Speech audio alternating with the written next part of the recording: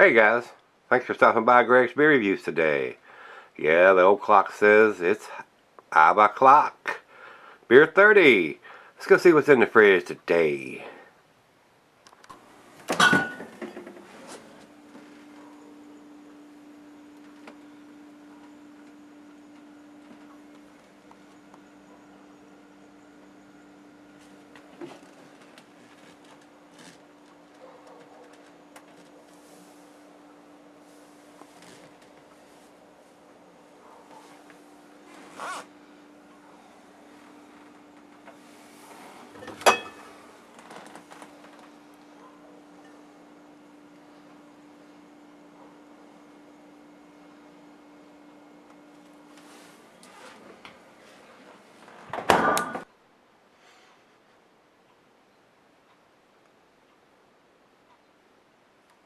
Hey everybody, thanks for stopping by Gregsbeerreviews today.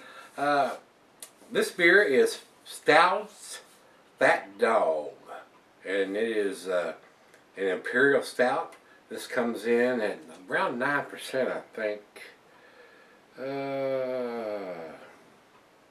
Oh, it says 8.02% by alcohol by volume. So,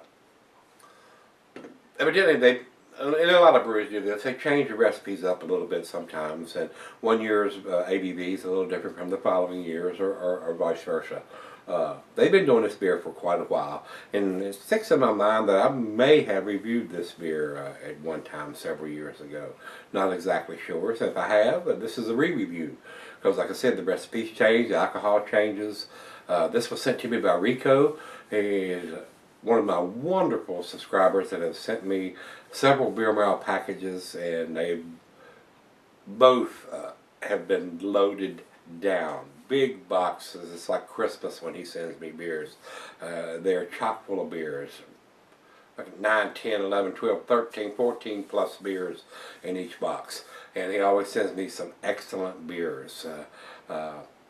He doesn't send me any garbage. I mean, no doubt about that. Rico's got some great taste in beers, and I consider him one of my awesome craft beer brothers. So Rico, thanks a bunch, my friend. You are awesome. Did I say you were awesome? You are freaking awesome. You have sent me some wonderful beers, and I expect this to be right in line with some of the rest of them you sent me, and a whole lot more that I've got in the fridge that you sent me on the last beer mail package. So let's get on with this one, guys. I feel so blessed to have such wonderful subscribers and people that send me beers that I cannot get here. So a commercial description. Oh, the IBUs on this one is 55. It's what Rate Beer has got here. So it doesn't have it on the bottle. It doesn't have the IBUs listed here. So, and this is an oatmeal stout, so they brewed it with oatmeal. Should be a nice creamy mouthfeel on this beer, guys. So, says here, Imperial Oatmeal Stout, unique ale merges the smooth, complex richness of an oatmeal stout with the assertive hoppiness of an Imperial Stout. That dog has an inviting, silky black color, a prominent roasted malt character, and a chocolatey, coffee-like finish. Wow, that sounds delicious, now don't it? Wow. Just about everything you want in an oatmeal Imperial Stout. Maybe the only thing you could want more is a little bit of bourbon.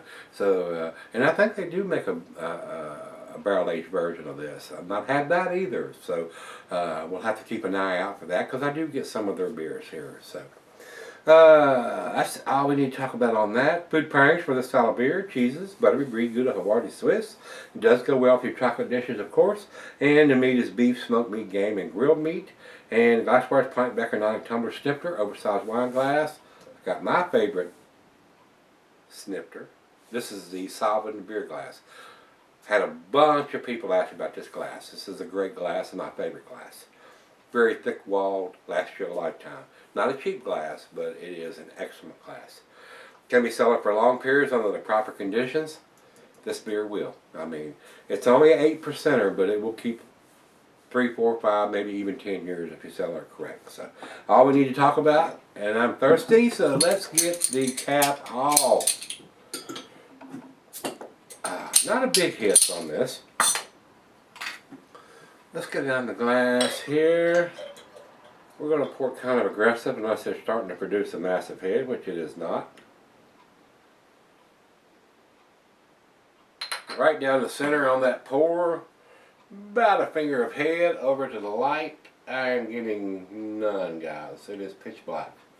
Very easy for me to say, very reminiscent of what a stout usually looks like.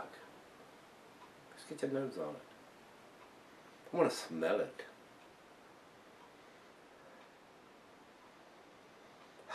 Roasted malt, chocolate, hints of coffee, caramel, toffee, maybe some brown sugar hints in there, dark fruit. Whoa, that smells awesome. Ah, yes. It's that time. Let's get it on. Cheers, everybody. Cheers, Rico. Thank you, my brother. I do appreciate it, sir.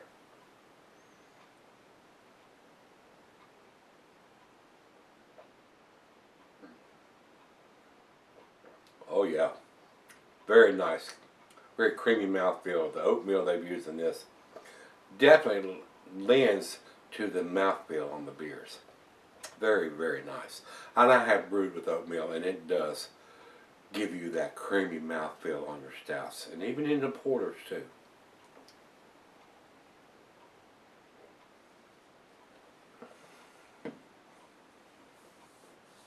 Wow, that's delicious. That is freaking delicious. Now, as far as dating, I'm not sure these guys do, and they should. They should date their stuff. So,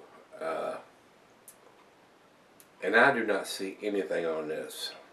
They need to put a vintage on here. When this beer was put in the bottle, 2013, then we don't need the month and day. It would help on the month, so we know if it's January, December, beginning of the year, end of the year, which would help. But today is irrelevant on this style of beer. And the 8%er is going to keep for a while. I mean, it's not, but I see nothing written on the bottle at all. So it saddens my heart when I see that. These guys are producing a great beer, and these guys are out of Adamstown, Pennsylvania, and they do distribute some of their beers down here. But I see nothing as far as dating on the label or on the bottle, which is very sad. We need a vintage on it, guys. You guys up there at Stoudts, you need to have at least the vintage on it somewhere. The label would be more preference. If you're changing a recipe where the ABV is changing, you could very well easily print it on the label. Because if you're not going to reuse the label if the ABV changes. So put 2013, 2015, 2016. Tell us what vintage it is. That's probably going to cost you a grade point.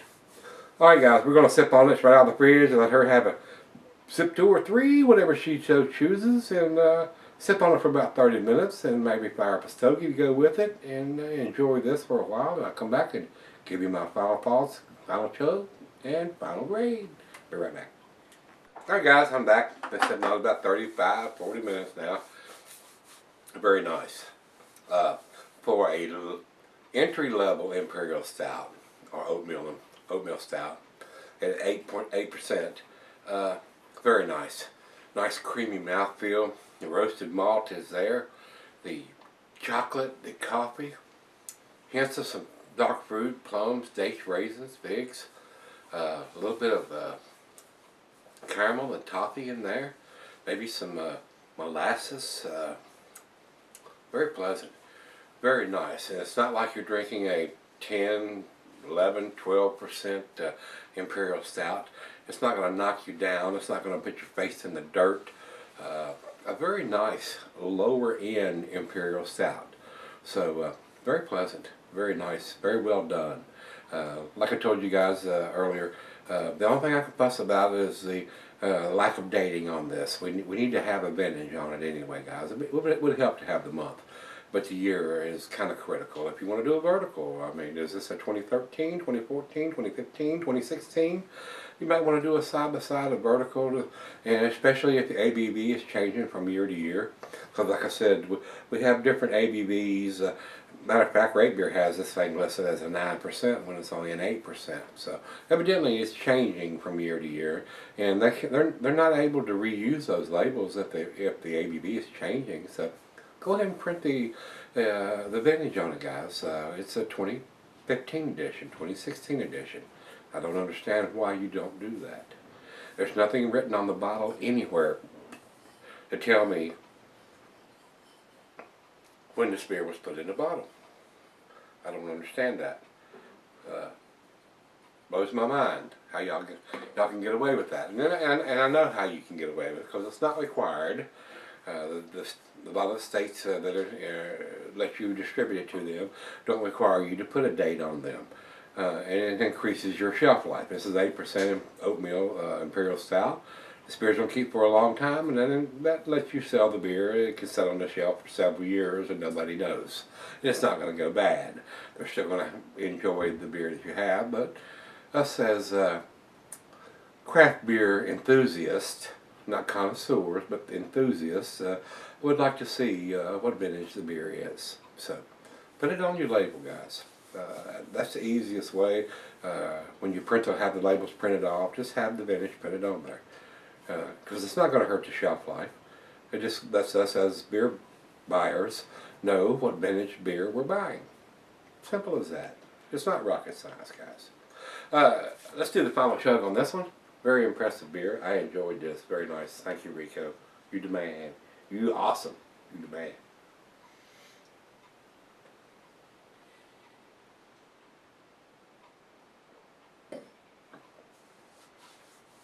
Very delicious.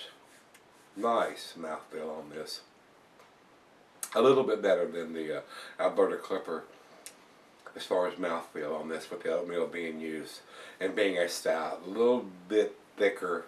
I mean, it's not heavy thick. I mean, it's not like you're going to drink a 12, 13, 14% Imperial Double or whatever, bourbon barrel aged, whatever.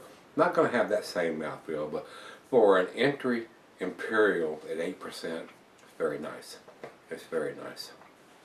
To me, guys, I would probably, if it had a date on it, guys, I would probably give this a 9. I really would. Since it has any kind of dating, vintage, or any of that on there, I'm going to give it to 8. I would probably give this a 91 or a 92, somewhere in that area. But I would like to see these guys go ahead and step up to the plate and either print it on the label or on the bottle somewhere what vintage it is. 2016. We did this in January of 2015. We did this in December of 2015 or January of 2016. Don't need a day, not on this type of beer, but we would like to see possibly a month, especially the year.